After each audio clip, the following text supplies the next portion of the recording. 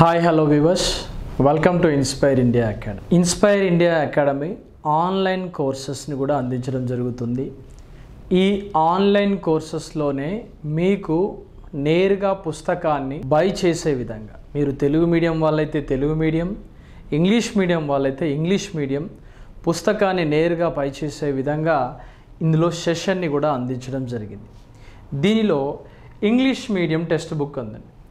ఈ English medium text book అనేది 2 books రూపంలో మీకు రావడం జరుగుతుంది. 799 రూపీస్ దీని యొక్క ప్రత్యేకమైన offer. Next Telugu medium text book అండి, 749.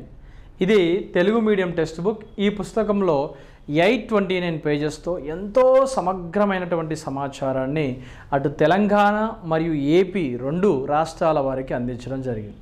కానీ ఏపీ వారికి కొంచెం టిపికల్ ఏంటండి అంటే, ఏపీలో అదనంగా ఒక 3 చాప్టర్లు, అంటే ఈ చాప్టర్లలో భాగమే కానీ అదనంగా ఒక 3 చాప్టర్లు అందించడం జరిగింది. ఎవరైతే మీరు పుస్తకాన్ని ఎవరైతే బై చేస్తారో వాళ్ళందరికీ కూడా ఇందులో డౌన్లోడ్ ఆప్షన్ అనేది ఉంటుంది. మీరు నేరుగా ఈ పుస్తకాన్ని బై చేసి ఆ మిగతా 3 చాప్టర్లను కూడా మీరు తీసుకొని చదువుకోవచ్చు. అంటే ఇది గత సిలబస్ ప్రకారం. ఈ సిలబస్ ప్రకారం నేరుగా తెలంగాణకు సంబంధించి ఏ విధంగానైతే ఉంచారో సిలబస్, సేమ్ అదే సిలబస్ కనుక ఇచ్చేది ఉంటే ఎటువంటి ఇబ్బంది అయితే ఉండదు. కాబట్టి ఈ ప్రక్రియను మనం గమనించుకుంటే సరిపోతుంది. నెక్స్ట్ కొద్దిమందికి అర్థం కాని విషయం ఏంటండి అంటే, ఏపీ విద్యార్థులకి మరియు తెలంగాణ విద్యార్థులకి సార్ నోటిఫికేషన్ రాలే కదా, మనం లైవ్ క్లాసెస్ని ఎలా చూడొచ్చు అంటే కదా, లైవ్ క్లాసెస్ని ఏ విధంగా మాకు అందిస్తున్నారని మీకు డౌట్ వస్తూ ఉంటుంది. అందుకే నేను కొన్ని విషయాలు చెప్తున్నాను, వినండి. ఈ లైవ్ క్లాసెస్లో ఆల్మోస్ట్ ప్రతి ఆస్పిరెంట్ కూడా బాగా గమనించుకోవాల్సిన విషయం ఏంటండి అంటే, మొత్తం మీకు 24 చాప్టర్స్ ఉన్నాయి. ఈ 24 చాప్టర్స్లో ఫండమెంటల్స్ ఆఫ్ ఎలక్ట్రికల్ ఇంజనీరింగ్ నుంచి ఎలిమినేషన్ అనే టాపిక్ వరకు 24 చాప్టర్స్ ఉన్నాయి. ఈ 24 చాప్టర్స్కు సంబంధించి సుమారుగా 10,000 వరకు బిట్స్ని మనం ప్రాక్టీస్ చేయించాలన్న లక్ష్యంతో మనం ముందుకు వెళ్ళడం జరుగుతుంది. సాధారణంగా చాలామంది ఏమనుకుంటారంటే, ముందు చదువైతే అయిపోని, చదువు కంప్లీట్ అయిపోయిన తర్వాత నేను బిట్లు ప్రాక్టీస్ చేస్తున్నా, అది ఒక వర్షన్. కానీ చదువుతో పాటుగా మనం ఏం చేయాలి, ఇక్కడ బిట్స్ని కూడా ప్రాక్టీస్ చేయాలి. ఎందుకంటే ఏ క్వశ్చన్ పేపర్ ఏ రకంగా వస్తుందో మనం ఎక్స్పెక్ట్ చేయలేం. కాబట్టి దానికి తగ్గట్టుగా మనం సిద్ధం కావాలన్న ఉద్దేశంతో మనం ఈ అన్ని బిట్లను కూడా మనం ప్రాక్టీస్ చేసుకోవడానికి వీలు చూసుకుంటే బాగుంటుంది. దాంతోపాటుగా ఇంకా ఏం జరిగిందంటే, దీనిలో మీకు కంటెంట్ని ఇక్కడ ప్రొవైడ్ చేస్తాం. కంటెంట్ మేము ఇందులో ప్రొవైడ్ చేయడం జరుగుతుంది.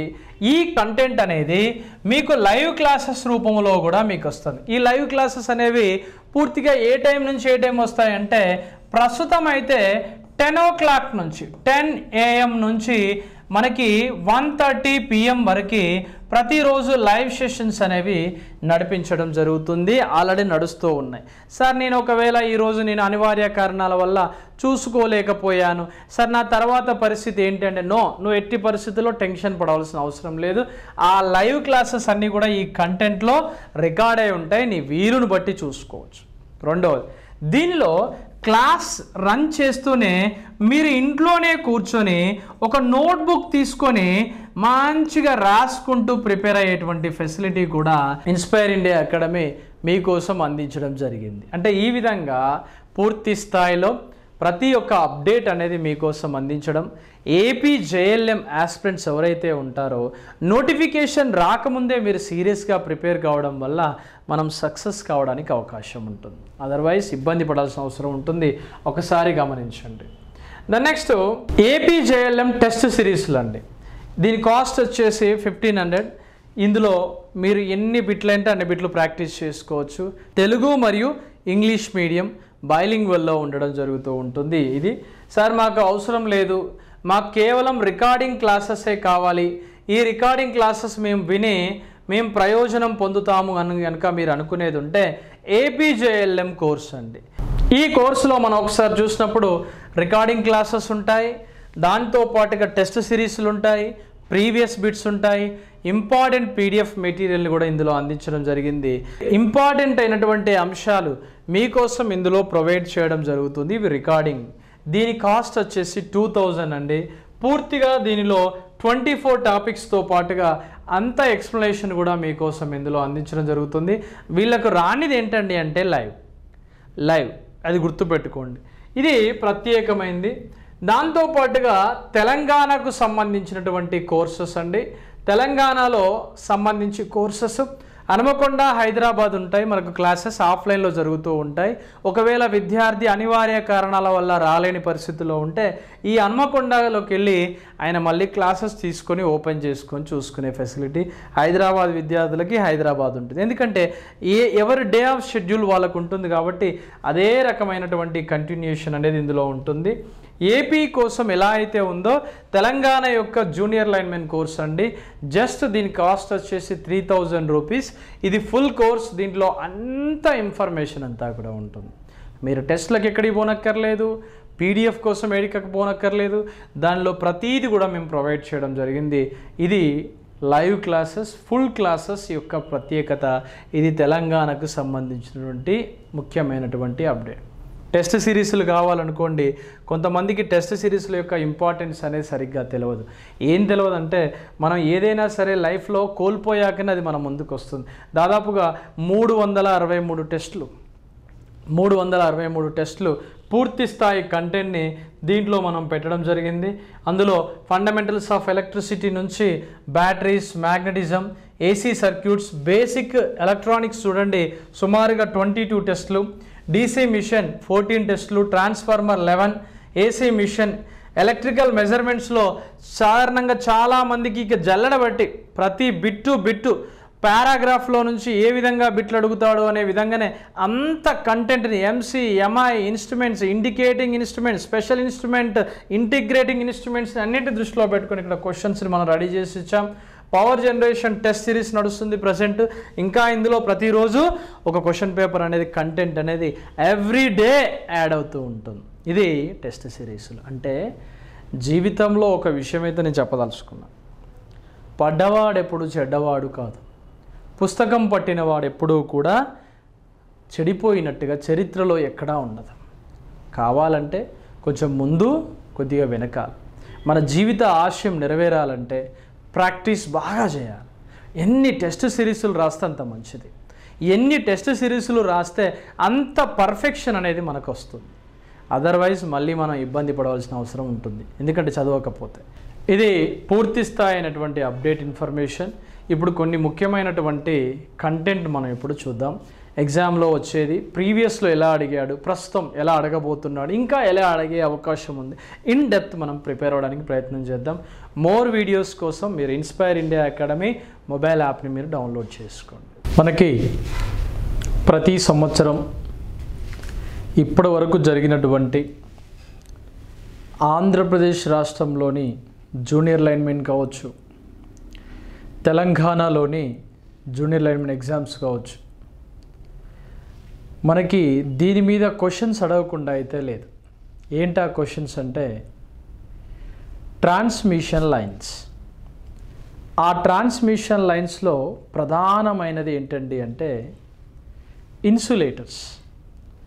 ఇన్సులేటర్స్ అనేవి ఒక ట్రాన్స్మిషన్ లైన్ వేయడానికి ఎంత ముఖ్యమైనవో మనకు తెలుసు. అటువంటి ఇన్సులేటర్స్ గురించి మనం ఇప్పుడు చూడబోతున్నాం. సాధారణంగా ఇన్సులేటర్ల మీద ఇప్పటి వరకు అడిగినటువంటి క్వశ్చన్స్ 3 మీద అడిగాడు. అవేంటో ఒకసారి చూద్దాం. దీంట్లో ఒకటి డిస్క్ ఇన్సులేటర్ మీద క్వశ్చన్ అడిగాడు, అంటే దీని మీద క్వశ్చన్. రెండవది షాకెల్ ఇన్సులేటర్ మీద క్వశ్చన్ అడిగాడు. పిన్ ఇన్సులేటర్ మీద క్వశ్చన్ అడిగాడు. సస్పెన్షన్ టైప్ ఇన్సులేటర్స్ మీద కూడా క్వశ్చన్ అడిగాడు. సస్పెన్షన్ టైప్ ఇన్సులేటర్స్లో మనం మెయిన్గా ఎన్ని డిస్కులు అమర్చాము మన అవసరానికి తగ్గట్టుగా దాన్ని దృష్టిలో పెట్టుకొని మనల్ని క్వశ్చన్స్ అడుగుతాడు. ఒకసారి చూద్దాం. ముఖ్యంగా మనకి ఇన్సులేటర్స్ యొక్క విషయానికి వస్తే ఇన్సులేటర్స్ని పింగాణి అనే పదార్థంతో తయారు చేస్తారు. ఈ పింగాణి అనేటువంటి పదార్థాన్ని మనము ఫెడల్స్పర్ అనేటువంటి మట్టి నుంచి తీస్తాం. ఫెడల్స్పర్ అనేటువంటి మట్టిలో నుంచి దీనిని మనం తీసుకోవడం జరుగుతుంది. ఈ పింగాణి లేదా ఫెడల్స్పర్ అనేటువంటి ఈ మట్టి యొక్క అవసరాలు అనేవి మనకు కొంచెం నీడ్, అంటే వాస్తవానికి మన యొక్క అవసరాలను బట్టే మన యొక్క ఇన్సులేటర్స్ని మనం తయారు చేయడం జరుగుతుంది. దాంట్లో మనం మెయిన్గా ఎగ్జామ్లో అడిగినటువంటి ప్రశ్నలు చూస్తున్నాం. మీకు ఇంకా ఎక్కువ క్లాసెస్, మోర్ క్లాసెస్ కావాలి, లైవ్ క్లాసెస్ కావాలంటే మీరు ఇన్స్టిట్యూట్ మొబైల్ యాప్ ఉంది, దాన్ని డౌన్లోడ్ చేసుకొని ఒకసారి చూడండి. దాంట్లో పూర్తి అప్డేట్స్ కూడా మీకు ప్రతిరోజు టెస్టులు లైవ్లో వస్తుంటాయి, క్లాసులు కూడా లైవ్లు కూడా అందులో రావడం జరుగుతుంది. దాంట్లో ఫస్ట్ ఇన్సులేటర్ చూద్దాం. దీనిలో first insulator pin insulator. Pin insulator అండి. ఈ పిన్ ఇన్సులేటర్స్ యొక్క సామర్థ్యం విషయానికి వస్తే గరిష్టంగా ఎంత సామర్థ్యం వరకు ఉపయోగించవచ్చు అని క్వశ్చన్ అడిగాడు. 33 kV వరకు వాడచ్చు. ఈ పిన్ ఇన్సులేటర్లో 33 kV అవసరాల కోసం మనం ఉపయోగించడం ప్రత్యేకమైంది. దీన్ని నార్మల్గా 11 kV అవసరాల కోసం ఉపయోగిస్తాము. ఈ పిన్ ఇన్సులేటర్లో ఇక్కడ చూడండి, ఇక్కడ కనిపించేటువంటి ఈ భాగాన్ని గ్రోవ్ అని పిలుస్తారు. దీనిలో కండక్టర్ని తీసుకొచ్చి దీనిలో మెలిపెట్టి ట్రాన్స్మిషన్ లైన్ వేసుకుంటూ మనం ముందుకు వెళ్ళడం జరుగుతూ ఉంటుంది. ఈ పిన్ ఇన్సులేటర్ యొక్క సామర్థ్యాన్ని మనం అంచనా వేయాలి అంటే దాని యొక్క సేఫ్టీ ఫ్యాక్టర్ ముఖ్యమైనది. ఏంటా సేఫ్టీ ఫ్యాక్టర్ అంటే పిన్ ఇన్సులేటర్ యొక్క సేఫ్టీ ఫ్యాక్టర్ విషయానికి వస్తే safety factor is equals to puncture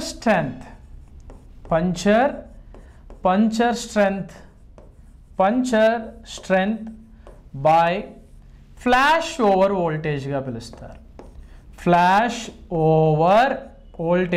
పిలుస్తారు. అంటే ఏ వోల్టేజ్ వద్ద అయితే ఆ యొక్క ఇన్సులేటర్ డ్యామేజ్ అయ్యే అవకాశం ఉంటుందో ఆ ఇన్సులేటర్ యొక్క స్ట్రెంగ్త్ని మనము పంచర్ స్ట్రెంగ్త్గా మనం పిలవడం జరుగుతుంది.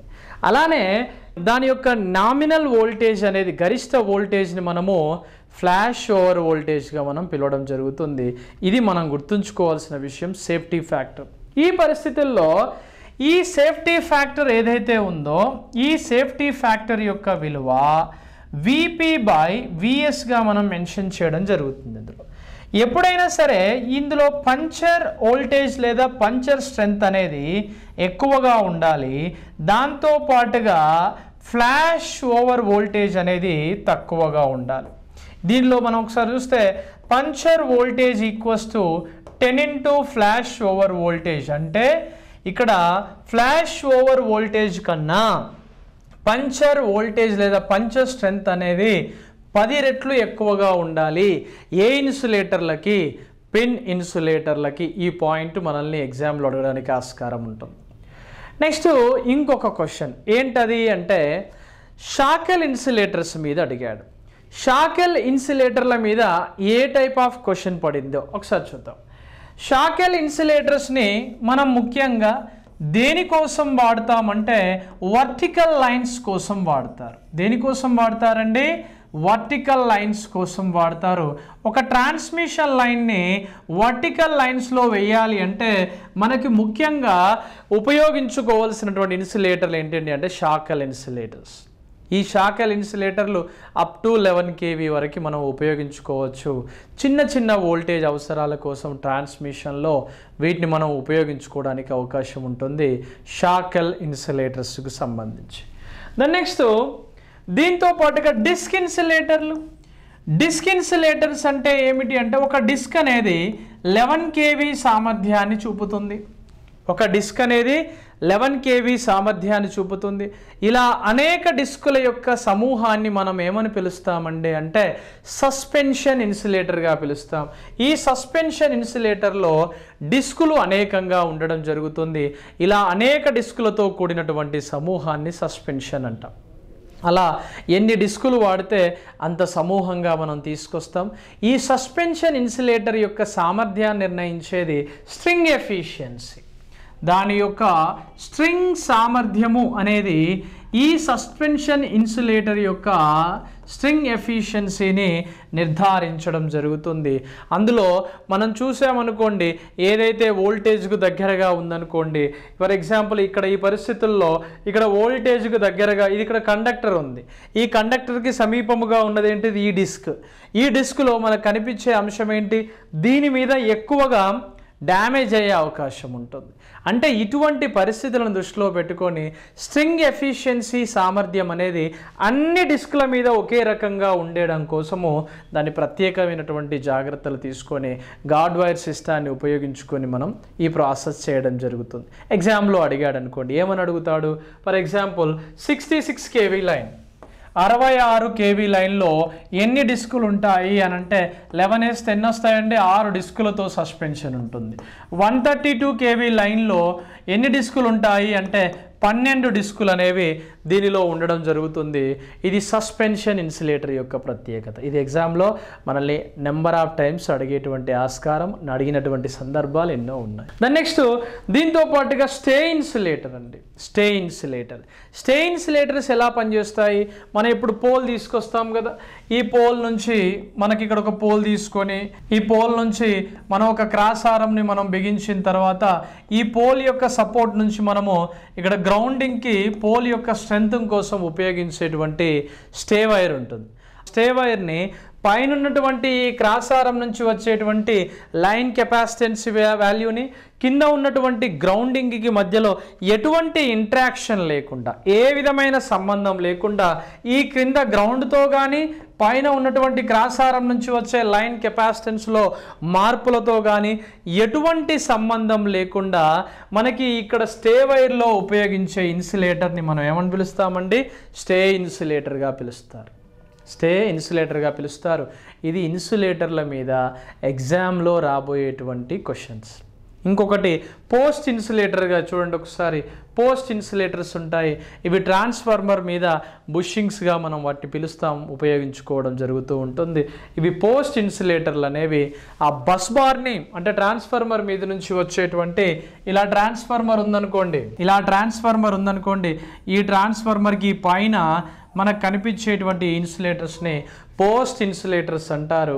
ఎగ్జామ్లో వచ్చినటువంటి క్వశ్చన్స్ ఇవి. అంటే ఒక ఇన్సులేటర్ల మీద బేసిక్ క్వశ్చన్స్ ఏ స్థాయిలో మనల్ని పడతాయో అదే విధంగా మనం ప్రిపేర్ అవ్వడానికి అవకాశం ఉండాలి. తప్పితే 100% మనం ఎగ్జామ్లో స్కోర్ చేసే ఉండే విధంగానే ప్రిపేర్ అవ్వాలి.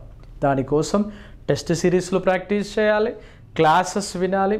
100% మనం రిజల్ట్ రావాలంటే ఏ రోజుకు ఆ రోజు డేట్ టు డేట్ మనము మన సబ్జెక్ట్ని మనం క్రాస్ చెక్ చేసుకుంటూ ముందుకెళ్ళే ప్రయత్నం చేయడం ద్వారా 100% విజయం సాధించు. నెక్స్ట్ చూద్దాం. ఇంపార్టెంట్. లాస్ట్ టైం ఏపీలో ఎగ్జామ్ క్వశ్చన్ అడిగాడు. ఏమని క్వశ్చన్ అడిగాడో ఇప్పుడు మనం చూద్దాం. ఏం క్వశ్చన్ అడిగాడు అంటే, ఇప్పుడు మనకు చూస్తున్నటువంటి ఈ డయాగ్రామ్లో ఒకసారి చూడండి. డిస్ట్రిబ్యూషన్ సిస్టంలో ప్రధానమైనవి ఏంటండి అంటే ఫీడర్స్.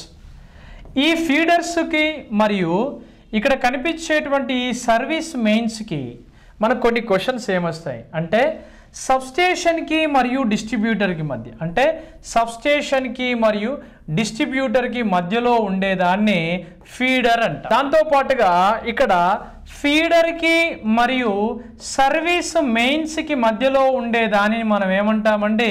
డిస్ట్రిబ్యూటర్స్ అంటాం. అంటే క్వశ్చన్ ఏ విధంగా అన్నా పడవచ్చు. దీని యొక్క సీక్వెన్స్ చూస్తే సబ్స్టేషన్, తర్వాత ఫీడర్, తర్వాత డిస్ట్రిబ్యూటర్, తర్వాత సర్వీస్ మెయిన్స్ అనేటువంటివి అంశాలు. ఇది ఆర్డర్ ఆఫ్ ప్రియారిటీని మనం ప్రతి ఎగ్జామ్లో గుర్తుంచుకోవాలి. అంటే ఇక్కడ ఏం జరుగుతుంది? డిస్ట్రిబ్యూటర్కి సబ్స్టేషన్కి మధ్యలో ఉండేది ఏమిటి అని అడిగాడు లాస్ట్ టైం ఎగ్జామ్లో. ఫీడర్ అనేది డిస్ట్రిబ్యూటర్కి మరియు సబ్స్టేషన్కి మధ్యలో ఉన్నటువంటి భాగం. అలానే సర్వీస్ మెయిన్స్కి మరియు ఫీడర్కి మధ్యలో ఉన్నదాన్ని ఏమంటామండి?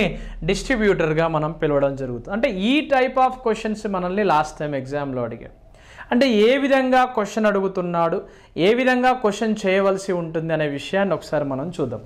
అంటే క్వశ్చన్ యొక్క ప్యాటర్న్లో ఒక సబ్స్టేషన్